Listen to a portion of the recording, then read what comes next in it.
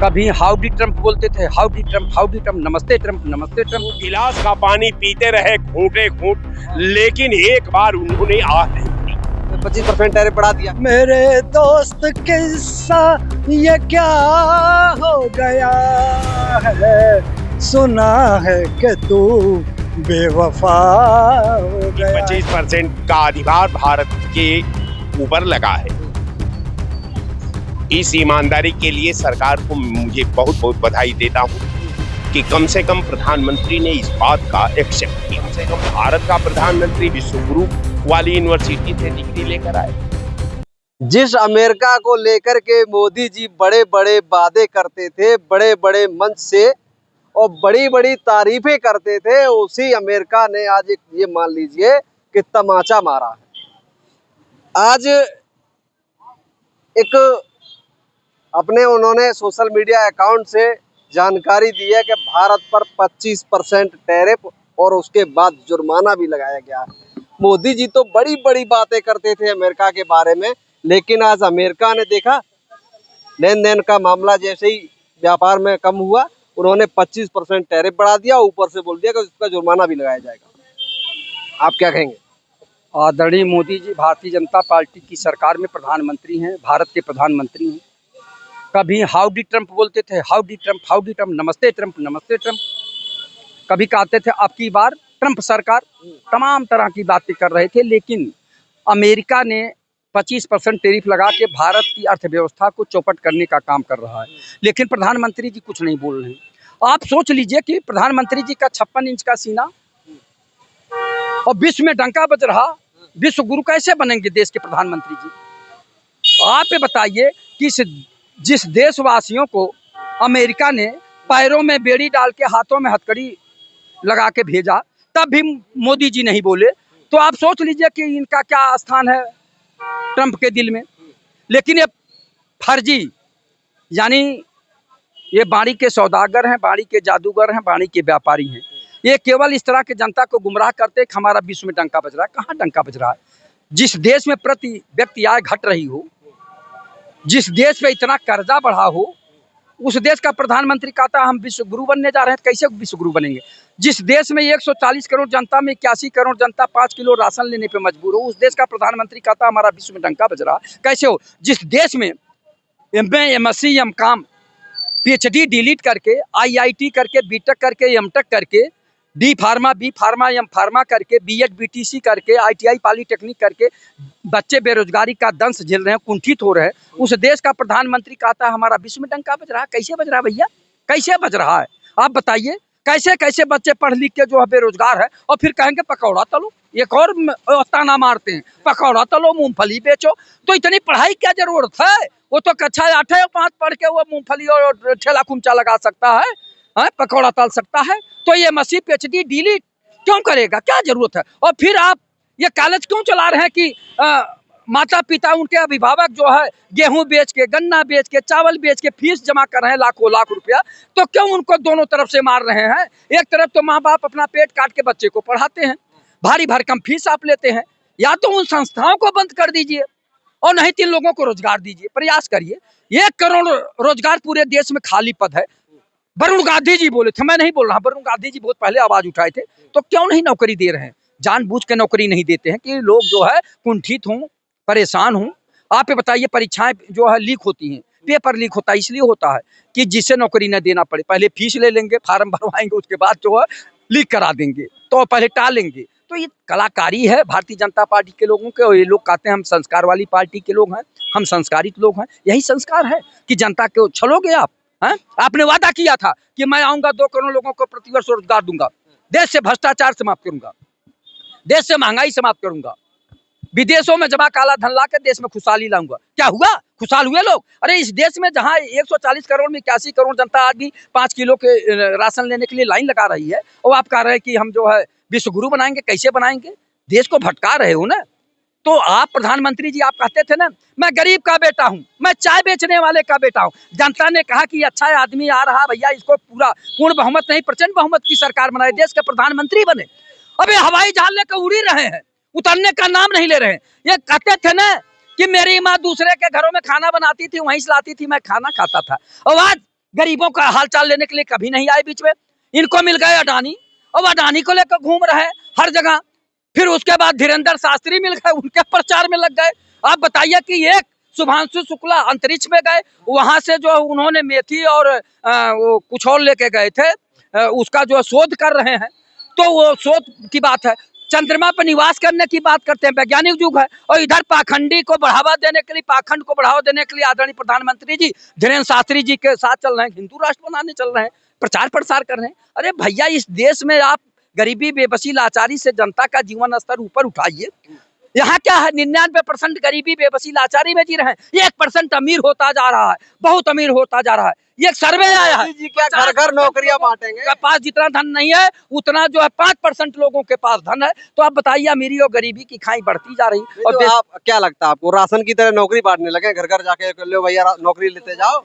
जितने जितने पद हैं देश में उतना तो रखो, जितने पद हैं उतना तो रखो। खाली पड़े हुए पद हैं, रेलवे में है, LIC में है, आप बताइए, और जो है अन्य विभागों में है, पोस्ट ऑफिस में है, पोस्ट ऑफिस में हर जगह है। तो वो करना चाहिए ना, तो उस पर क्यों नहीं ध्यान देते हैं? पहले तो नौकरी देना, नौकरी नहीं दे रहे हैं, और उसके बाद जो केवल इधर से उधर घुमा रहे हैं। आप ये तो करिए भैया, आप पाखंड को क्यों बढ़ावा दे रहे हैं? आप पाखंड के लिए हम लोग भेजे हैं आपको? आपकी जम्मा गरीबी, बेबसी, लाचारी में आपको पाला पोसा, और चाय वाले के बेटे थे, तो चाय वाले कभी हालचाल लेने गए आप? कभी जो है दूध वाले के पास गए? कभी जो है ठेला खुमचे वाले के पास गए कि हाँ भैया कैसे आपका जीवन स्तर चल रहा है, हम आए हैं आपको सुधारने के लिए? स्विस बैंक में और पैसा जमा हो गया, और बढ़ गया पैसा, तो कहाँ से जा रहा है? ये ब्लैक मनी नहीं है। पहले कहते थे कि मैं काला धन लाऊंगा और देश में खुशहाली लाऊंगा, और अभी मैं 4 दिन पहले पेपर में पढ़ा, अभी देश में खुशहाली नहीं है। कहाँ खुशहाल है? इतने तमाम गुंडे माफिया घूम रहे थे, आज गुंडा मुक्त उत्तर प्रदेश हो गया है। कहाँ गुंडा मुक्त उत्तर प्रदेश हुआ? गाजीपुर से गाजियाबाद तक जितने बड़े गुंडे हैं सब आज भारतीय जनता पार्टी में, भ्रष्टाचारी सब इसी भारतीय जनता पार्टी में, अपराधी जो है सब भारतीय जनता पार्टी में। आपको बता दें, विधानसभा में MLA MP बैठते हैं, MLC बैठते हैं, जितने बड़े गुंडे और अपराधी हैं और भ्रष्टाचारी हैं वो माननीय योगी आदित्यनाथ जी के बगल में बैठे हैं। जिस जिले से आते हैं वहाँ हवेली, लखनऊ में हवेली, नोएडा, गाजियाबाद, नैनीताल, बंगलोर में हवेली, और यहाँ तक कि मुंबई में हवेली, और 100-200 बीघा पूना, नासिक में कृषि फार्म, लखनऊ में कृषि फार्म, 6-6, 7-7 फार्चूनर लिए हैं, और बड़े बड़े प्राइवेट डिग्री कॉलेज और प्राइवेट अस्पताल बनाए हुए हैं, और इनके बच्चे ऑस्ट्रेलिया, अमेरिका में पढ़े हैं। तो कहाँ से लाए माननीय योगी जी? उनका वेतन जोड़ दीजिए, 10 लाख और दे दीजिए। कहाँ से ले आए ये लोग? इनकी जांच कराइए, इनकी संपत्ति जब्त करिए, इन्हें जेल भेजिए, तब जाके जो है उत्तर प्रदेश अच्छा प्रदेश बनेगा और भारत विकसित राष्ट्र बनेगा। IAS, IPS, PPS, PCS सब भ्रष्टाचारी जितने हैं उनकी जांच कराइए। तहसील में चले जाइए तो लेखपाल से लेकर SDM तक भ्रष्टाचार मिलते हैं, थाने में चले जाइए सिपाही से लेकर थानेदार तक भ्रष्टाचार मिलते हैं। माननीय योगी आदित्यनाथ जी संत महंत मुख्यमंत्री हैं, न कभी गरीब के भेष में, न किसान के भेष में, न साधु के भेष में, न कभी किसी थाने में गए, न किसी तहसील में गए कि हमारे कर्मचारी जनता के साथ कैसा व्यवहार कर रहे हैं। ये देखने जाते नहीं, केवल zero tolerance, zero tolerance, zero tolerance आप लोगों के चैनलों पे, अखबारों में छपता है, कागजी जीरो टॉलरेंस है। दफ्तर दफ्तर भ्रष्टाचार, कौन है इसका जिम्मेदार? जिले जिले में भ्रष्टाचार, कौन है इसका जिम्मेदार? माननीय योगी आदित्यनाथ जी इसका जवाब दें। जय हिंद, जय भारत। राय साहब हैं, इनसे भी बातचीत कर लेते हैं। जहां तक आप देख रहे हैं, ट्रंप ने आज कहा है कि 25% जो है वो टैरिफ भारत पे बढ़ाया जाएगा, उसके साथ साथ उनको जुर्माना भी देना पड़ेगा। अब तक तो मोदी जी बहुत गुनगा रहे थे ट्रंप के, लेकिन आज उन्होंने जो किया है, क्या कहेंगे आप? क्योंकि मोदी जी बहुत बड़े बड़े दावे कर रहे थे। एक मतलब कि आप लोग आज ही जाने आप लोग कि भारत पर 25% अमेरिका ने टैरिफ लगा दिया है। इससे पहले आप लोगों को जानकारी नहीं थी? ये तो एक महीना पहले लगा दिया था। नहीं, वो तो रद्द कर दिया था उन्होंने, बंद कर दिया था। बंद कर क्या कर दिया था? जब एक महीना पहले घोषणा कर दी और आज फिर आप चैनल पर लेकर आए कि नहीं साहब टैरिफ लग गई है, तब वो बंद कहाँ किया, माफ कहाँ किया, रोका कहाँ? अगर रोका तो रोक दिया होता, लेकिन नहीं रोका, इसका मतलब कि वो रोका ही नहीं था। पार्लियामेंट में आपने जिक्र किया कि 25% का अधिभार भारत के ऊपर लगा है। इस ईमानदारी के लिए सरकार को मुझे बहुत बहुत बधाई देता हूं कि कम से कम प्रधानमंत्री ने इस बात का एक्सेप्ट किया। प्रधानमंत्री जी ने, मुझे लगा कि प्रधानमंत्री ने विश्व का पहला नेता है जैसे कि भारतीय जनता पार्टी के समर्थक कहते भी हैं कि वो विश्व गुरु हैं। हमने कई बार पूछा, तमाम चैनलों पर पूछा, तमाम भाजपा के प्रवक्ताओं से भी पूछा कि साहब वो विश्व के अंदर कौन यूनिवर्सिटी है, वो किस देश में बनी है जो विश्व गुरुओं का सर्टिफिकेट देती है। इसका मतलब कि जितने विकसित देश हैं उन देश के नेताओं को उसमें एंट्री नहीं मिली थी। अब भारत चूंकि विकासशील देश है, अब विकासशील देश उसमें एडमिशन पा गया। अब विकसित देशों को उसमें एडमिशन नहीं मिला, अमेरिका को नहीं मिला, इंग्लैंड को नहीं मिला, रशिया को नहीं मिला, तमाम बड़े देशों को, चीन को नहीं मिला, लेकिन भारत पा गया। तो चलिए भाई, इस पे हम बहुत बहुत बधाई देता हूं कि कम से कम भारत का प्रधानमंत्री विश्व गुरु वाली यूनिवर्सिटी से डिग्री लेकर आए। अमेरिका, आप समझ लीजिए कि आप नेहरू के जी के कालखंड को उठा करके देख लीजिए,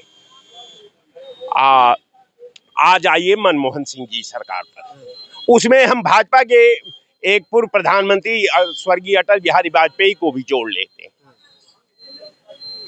अटल बिहारी वाजपेयी जी परोक्ष या अपरोक्ष रूप से भाजपा के अमेरिका की नीतियों का समर्थन करते थे, लेकिन भारत का जितने नेहरू जी से लेकर के अब मनमोहन सिंह सरकार तक कोई प्रधानमंत्री नहीं रहा जो अमेरिका के नीतियों का समर्थन करता रहा। चूंकि हमारा जो अंतरराष्ट्रीय मंच पर जो हमारी टीम थी, हमारी जो विदेश नीति थी, जिनके साथ मेरा संबंध था, जहां आयात का, निर्यात का, सुख में दुख में जो हमारा पहले से संबंध रहा, वो रसा से रहा, तमाम देशों से रहा। अमेरिका तो सदैव भारत का विरोधी रहा, लेकिन अमेरिका का सौभाग्य कि भाजपा की सरकार, वो भी मोदी सरकार, तो जब मोदी सरकार जब बनी तो जा करके अमेरिका के ये में बैठ गई, और जब अमेरिका के गोद में जब बैठी तो इसका विदेश मंत्री की हालात देख लीजिए।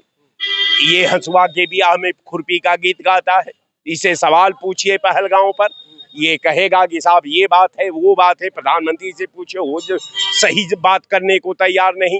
राहुल जी ने पूछा कि साहब ये ट्रंप कह रहा है कि मैं 31 बार कहा हूं कि सीज फायर रुक जानी चाहिए, तो आप हाउस को बता दीजिए आपकी ये ट्रंप झूठ बोल रहा है। लेकिन प्रधानमंत्री जी पर तमाम विपक्ष प्रेशर बनाए रहा, लेकिन एक बार भी वो गिलास का पानी पीते रहे घूंटे घूंट, लेकिन एक बार उन्होंने आह नहीं भरी, उन्होंने एक बार एक्सेप्ट नहीं किया कि ट्रंप के कहने पर मैंने सीज फायर को रुकवा दिया। अब भाई, अब फायर को रुकवाए ही नहीं तो भारतीय जनता पार्टी ये ऐसी पार्टी है, ये ऐसी विचारधारा है कि जो विधा को ये पाई है, विधा के सृजन में पूरा अभिलेख ये 1925 में बनी, आप 25 से लेकर के आज 2025 तक इसने 17 बार अपना शक्ल को बदला, 17 बार अपना नाम बदला। अब बदलते बदलते आ करके जनता दल के रूप में पंडित हो गई, आज जनता दल में भी नहीं रही, भारतीय जनता पार्टी बन गई। अब भारतीय जनता पार्टी जब बन गई तो इसने कहा कि मंदिर ही बनाएंगे, मंदिर पर आ गई, मंदिर बन भी गया। अब सारी बात मंदिर भी बन गया, सरकार में भी आ गई, प्रधानमंत्री और देश के तमाम जो सरकारी पीएसओ हैं उसको कब्जा भी कर लिया, यहाँ तक कि ईडी को कब्जा कर लिया, यहाँ तक सीबीआई को कब्जा कर लिया, सारा सिस्टम को कब्जा कर लिया। लेकिन अब इसके बावजूद भी मतलब ईडी और सीबीआई पे मोदी जी का कब्जा है। बिल्कुल, वो भारत सरकार के अंदर संचालित होती है ना, कि विपक्ष के अंदर नहीं, वो तो सही है, लेकिन मोदी जी कब्जा थोड़ी किए हैं।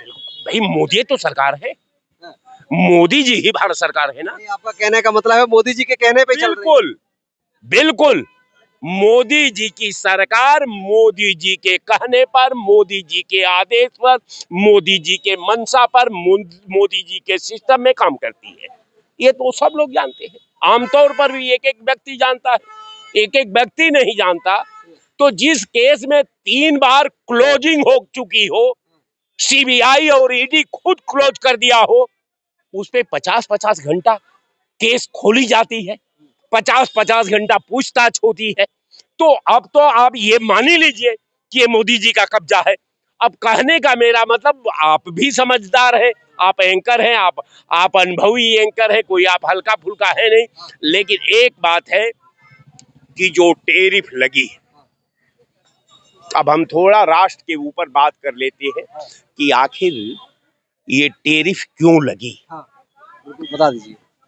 टैरिफ अडानी और मोदी जी बार बार अडानी को अपने साथ अमेरिका ले जाते थे।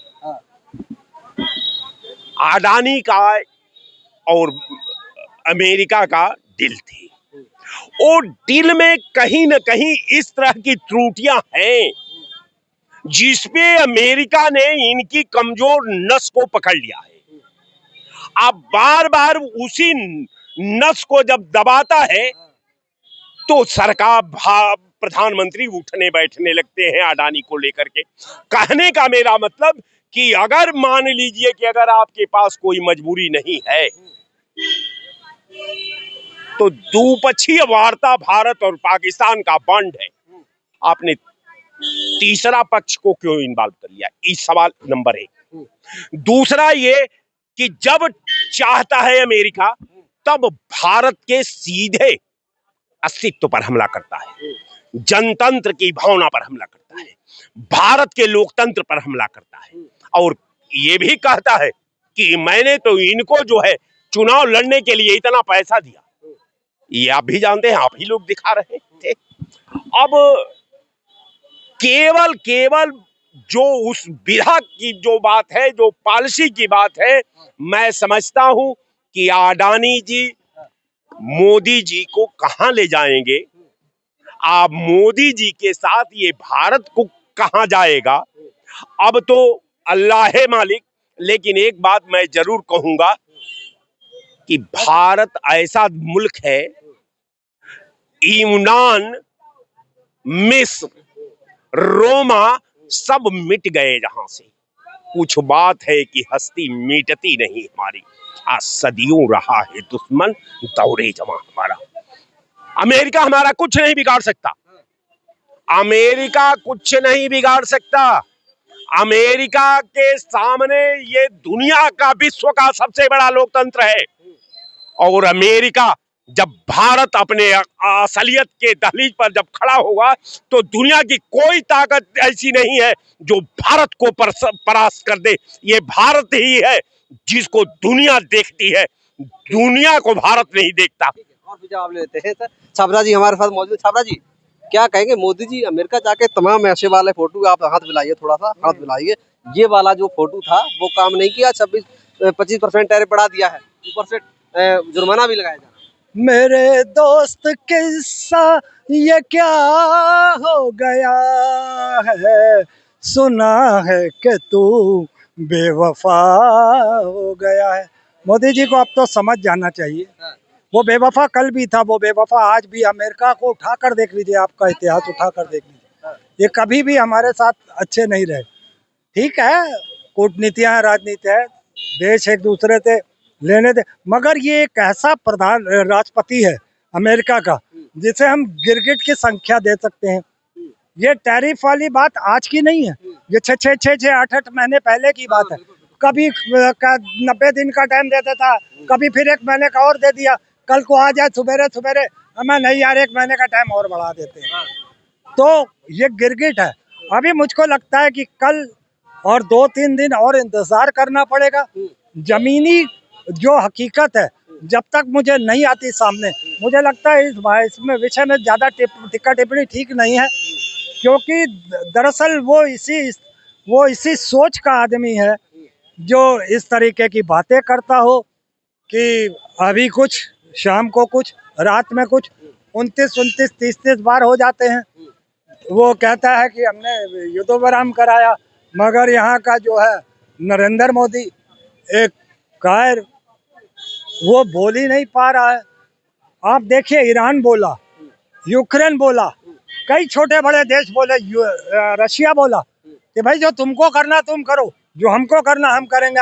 अमेरिका की आंख से आंख मिला के बात की, मगर देश का प्रधानमंत्री क्या है, एक कायराना कार से ज्यादा कुछ नहीं है।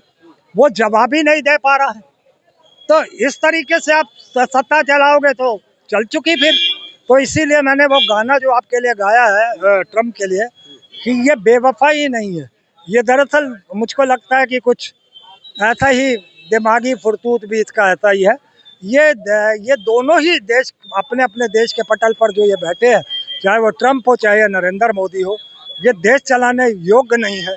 दरअसल इनके लिए इंसानी जिंदगी, उसकी ज़रूरतों से ज़्यादा इनके अपने ड्रामेबाजी चल रही है, इनकी अपनी ऐशो आराम चल रही है, इनकी अपनी अय्याशियाँ चल रही हैं। देश के मुद्दों से तो ये बिल्कुल अनजान से हैं और ऐसे ही रहेंगे। आप कह रहे हैं कि मोदी जी देश चलाने लायक नहीं है। अभी जो पाकिस्तान में घुस घुस के मारे हैं, क्या किसकी वजह से? मोदी जी की वजह से भाई। वाह भाई वाह, शर्म आती है आपकी। पीछे हटा वो याद नहीं आपका, मारा है वो याद है आपको। कहते थे 22 मिनट का बदला 22 मिनट में ले लिया, ठोक के चले आए हम 9 जगह। तो भैया वो कौन सा तुमसे माफी मांगने आए थे जो कह रहे हो कि उनके डीजीएमओ ने हमसे माफी मांगी, उन्होंने कहा युद्ध रोक दो? जरा सबूत दिखा दे नरेंद्र मोदी, या कोई भी सबूत दिखा दे। ये तो सर झूठ की बुनियाद पे है साहब। जीता हुआ मैच हमको और नरेंद्र मोदी ने हरा दिया और हमारी देश की नाक नीची कर दी और कहीं ना कहीं पाकिस्तान को ऊंचा ठहरा दिया। विश्व गुरु है वो, आप कह रहे हैं नाक नीची कर दी। विश्व गुरु है नरेंद्र मोदी जी। भैया विश्व गुरु भी है, विश्व में नगाड़ा भी भाई, वो उसका डंके बजते हैं। हाँ। आप उठाकर देख लीजिए, कहीं पे वो ढपली बजाने लग जाता है, कहीं पे ढोलक बजाने लग जाता है, कहीं पे वो नगाड़े बजाने लग जाता है। उसका डंका नहीं बज रहा, वो एक बैंड मास्टर है, उसको शौक है, म्यूजिक से उसका लगाव है। कहीं डमरू, कभी ढोलक, कभी ड्रम, कभी नगाड़ा, कुछ भी बजाने लगेगा। क्योंकि मैंने बताया ना कि ये दो ऐसे अजूबे प्रधानमंत्री और राष्ट्रपति मिल चुके हैं पूरे दुनिया में। अमेरिका और इंडिया के परिप्रेक्ष्य में बात करें तो ये ऐसे दो मिल चुके हैं, ये अपने देश के लिए नासूर हैं, जनता के लिए, हक हुकूक के लिए नासूर हैं ये। और आप कह रहे हो इनका डंका बज रहा है, इन्होंने पाकिस्तान को शिकस्त दे दी। तो आप बताओ, शिकस्त दे दी तो क्यों कह रहे हो युद्ध चल रहा है? और एक कह रहे हो युद्ध विराम हो गया, दूसरा कहते हो कि जो मानसून सत्र है हम उसे विजय दिवस में मनाएंगे। जब तुम कह रहे हो युद्ध चल रहा अभी बंद नहीं हुआ, तो कौन सा विजय दिवस हो गया? कौन सा तुम्हारा हो गया भैया? तुमने खत्म हो गया क्या अब? कब? मतलब यही तो कह रहा हूँ ना, सवेरे इनका कुछ बयान होता है, शाम को कुछ और होता है। और ऐसा ही नहीं, हाँ सिर्फ मोदी का नहीं, अमित शाह उठा लो, राजनाथ उठा लो, इनके सांसद विधायक मंत्री जो भी है, इनके बदल बदल के स्टेटमेंट आते हैं। तो मैंने कहा ना, ये गिरगिट से बैठ चुके हैं, चाहे अमेरिका हो चाहे हिंदुस्तान हो। ठीक है, बहुत बहुत धन्यवाद आपका हमसे बात करने के लिए। और भी तमाम ऐसी खबरों को देखने के लिए आप हमारे साथ बने रहिए। तब तक के लिए नमस्कार, मिलते हैं किसी और खबर में।